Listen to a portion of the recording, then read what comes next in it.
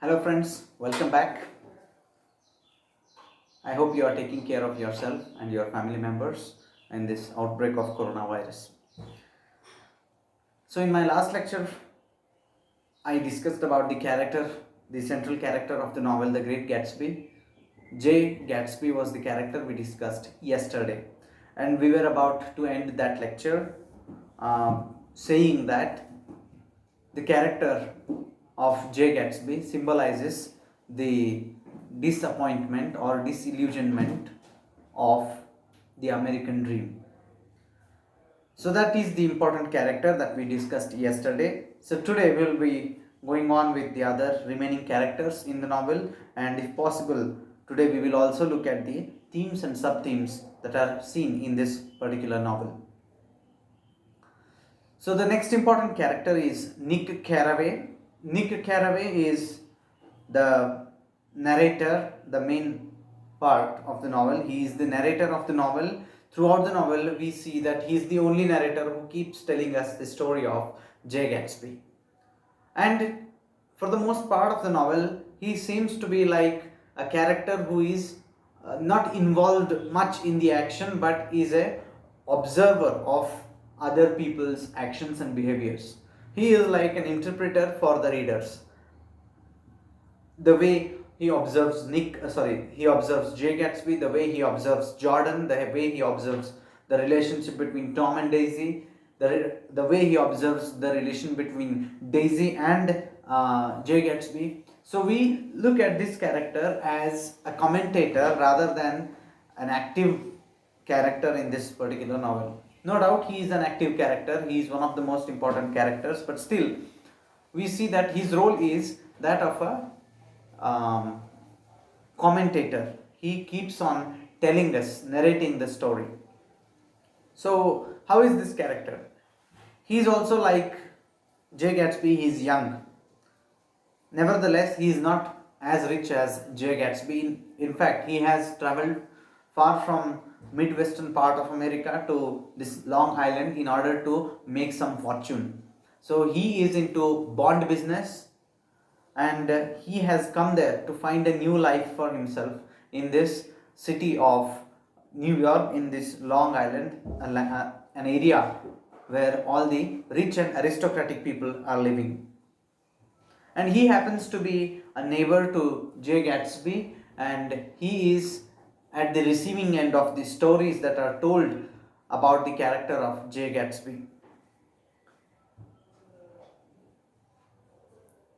One fine evening, he is invited by Mr. Gatsby for his parties, and then onwards, he develops friendly relationships with Gatsby, and this friendship continues throughout the novel, even at the end of this story. And then we see that he has earlier friendship and acquaintance with Tom and Daisy. Daisy happens to be his distant cousin, and Tom happens to be his old classmate. So he was well known to them, but how this relationship slowly gets deteriorated because of the attitudes and behaviors of Tom, we see as it happens in this particular novel. Another interesting factor we need to underline about this character is that he is like he is a helper. He is ready to help anyone in need. For example, it might be Nick who wants to take him to New York. He joins him, he accompanies it's Tom. Okay, if Tom wants to go to New York, Nick is there to accompany him all the time. It is Nick who arranges for a reunion between Gatsby and his old girlfriend Daisy. So he acts as a mediator. Rather, for a good reason, he acts like a person who helps in creating relations and bonds once again. And he values friendship and relations to the core. We are not certain about his relationship with the character called Jordan. He finds her attractive, but he is not very sure whether he should fall in love with Jordan Baker or not, because he seems to feel that all the people living in that particular society are a little corrupt and they are not quite straightforward. They are some sort of hypocrites, and he is making these observations silently. Further, so he plays a great role in this novel. He becomes a live evidence to all the events that are happening in the life of Tom and Daisy, that the events happening in the life of Daisy and Gatsby, the events happening in the life of Jordan Baker. He is like a live witness. He is the live witness for the fall of this American dream. He is the live witness of the disillusionment of the hedonistic lifestyle that the people in Long Island were living. So, being a narrator, he plays his role extremely well, and ultimately, we see him to be a really great human being, because among all the other corrupt people, he is the one who is non corrupt, who values friendships and emotions of the people. He is innocent. All the people surrounding him are in one or the other way corrupt, or they are either hypocrites or corrupt. Nick Carraway is also a very extremely humanitarian character. He values human life, and this part we see when he arranges for the funeral of his friend Jay Gatsby. In fact, Jay Gatsby was not a relative to Nick Carraway. It was Daisy and Tom who were earlier related to him. But when he sees that the world is like this, the world is self centered, the people around him are selfish, he keeps up his promise to his old friend, dead friend, Jay Gatsby. It is he who arranges for the funeral of Jay Gatsby and carries out the duties of a good friend. In fact, he calls so many people who were acquaintances to Mr. Jay Gatsby, and nobody turns up for the funeral. Nick Carraway feels extremely bad, and he feels so helpless about the human situation that once this man, Jay Gatsby, who was arranging such lavish parties, today when he is dead, there is no one to come and attend the funeral. So he feels extremely sad as well as helpless about the state of human being, and he finds that it is all a sort of illusion that people are running behind. People aspire to become rich and live a luxurious lifestyle, but it is all belonging to the hypocrites. True people are very less to be found in the roaring 20s. This is what he comes to a conclusion towards the end of the novel, when he arranges for the funeral of his friend Jay Gatsby, and he sees that his father, Jay Gatsby's father, has attended the funeral, and he speaks something positive about his son. After looking at all these incidents, after witnessing everything about the society of East Egg and West Egg in the Long Island, finally Nick Carraway decides to leave that place and go back to Minnesota, where he came from.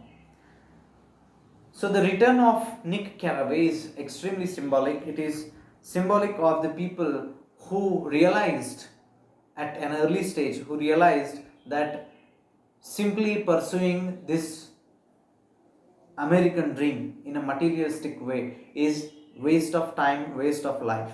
So he returns to Minnesota, where he came from. So throughout the novel, you see that Nick Carraway is one of the most beautiful, wonderful, and most humane characters in this particular novel. He is non-corrupt, he is innocent, and he knows how to value friendships and emotions of the people around him.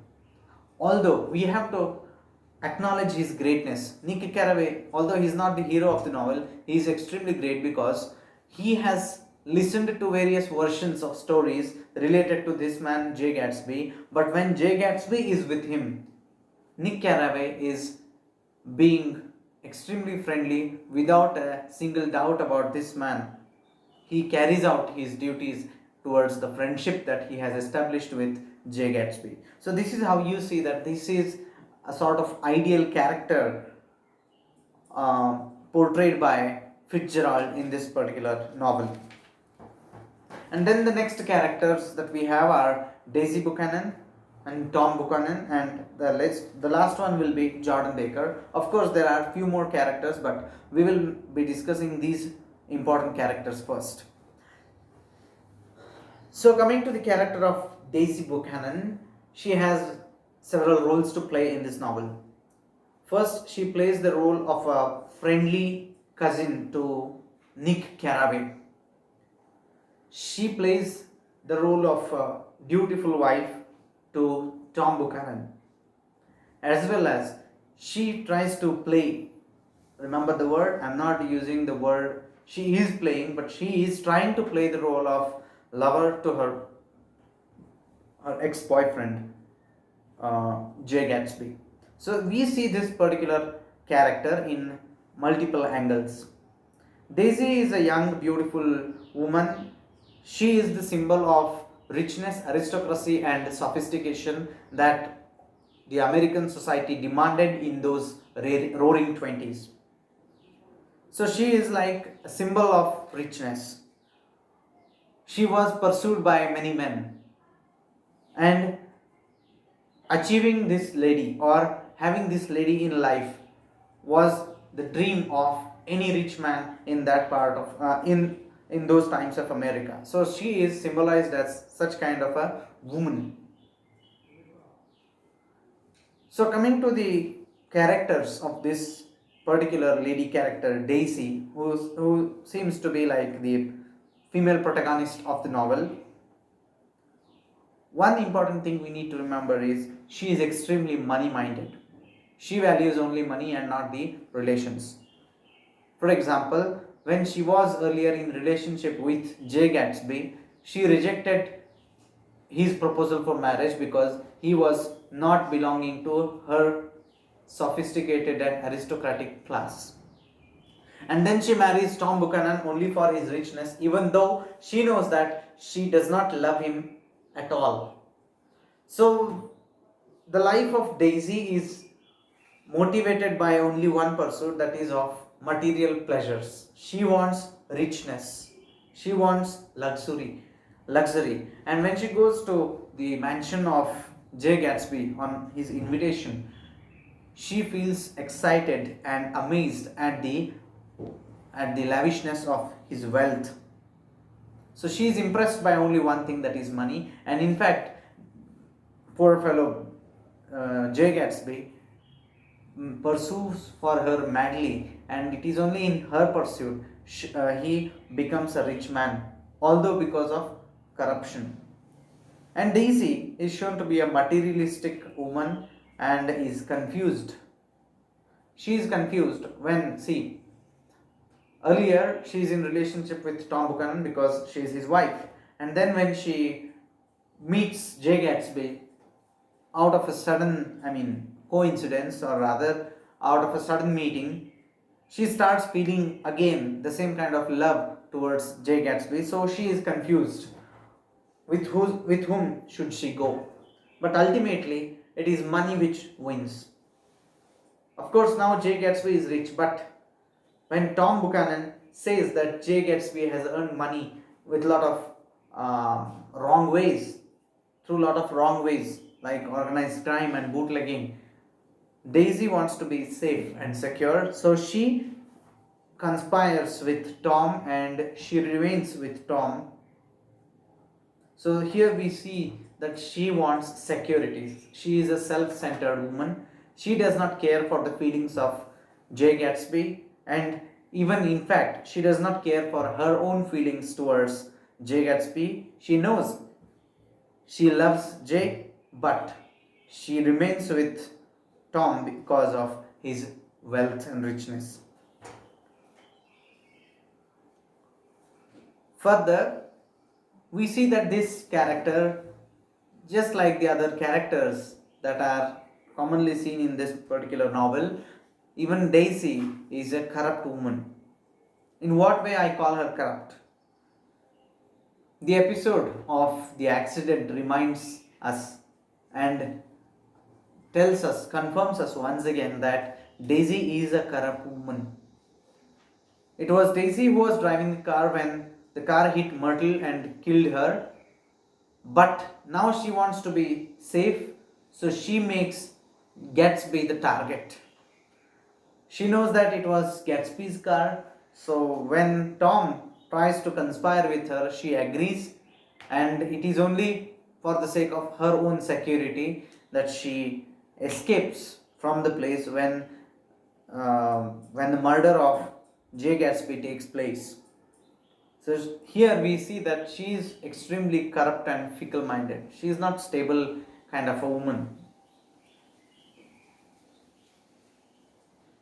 So looking at all these circumstances, we see that she is a heartless woman and she values only money, materialism, and luxurious lifestyle. She does not bother about the feelings and security of others, but she wants herself to be secure in life. So you see that although she is a protagonist, female protagonist, there are lots of negative shades in her personality. So that is about the character of Daisy.